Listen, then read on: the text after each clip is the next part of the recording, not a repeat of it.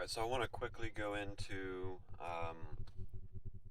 some of the correlations between your MBTI type and the psychosophy type or the chronotype.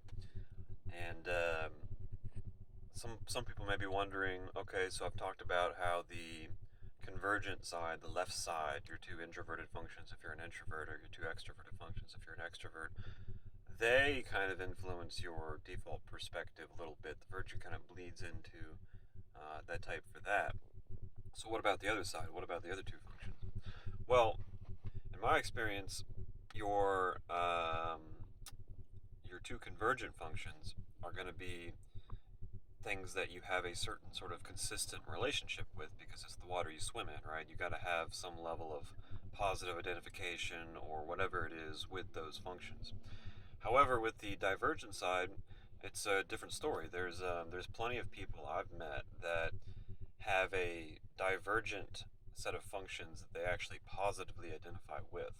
So while there is a sort of cognitive opposition to the oppositional functions, and there is sort of a duality when it comes to the tensions of opposites at a cognitive level.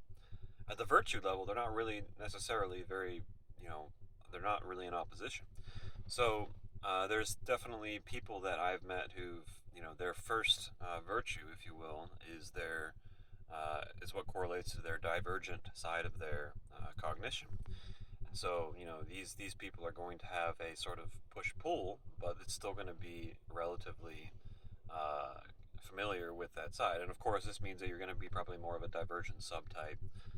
You're going to have a lot more activity going on like that for sure. It's going to affect the networks.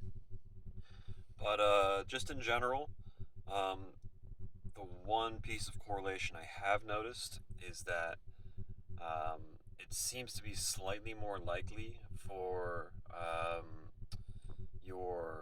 your first native network to correlate with your first or your third virtue, or your first or your third aspect. So this will probably become a little bit more clear when I get into the position dichotomies in the future.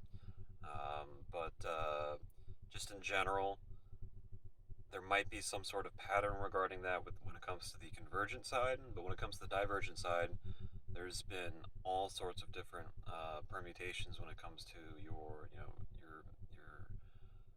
attitude, or your virtues, or your whatever you want to call it.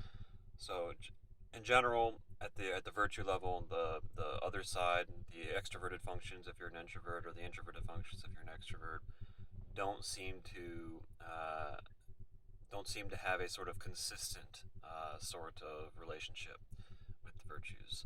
The convergent ones seem to be a little bit more higher levels of correlation with introversion and all that kind of stuff. But again, the divergent side is, as far as the theoretical upper virtue level is concerned, not necessarily in opposition to the other side, at least at this point.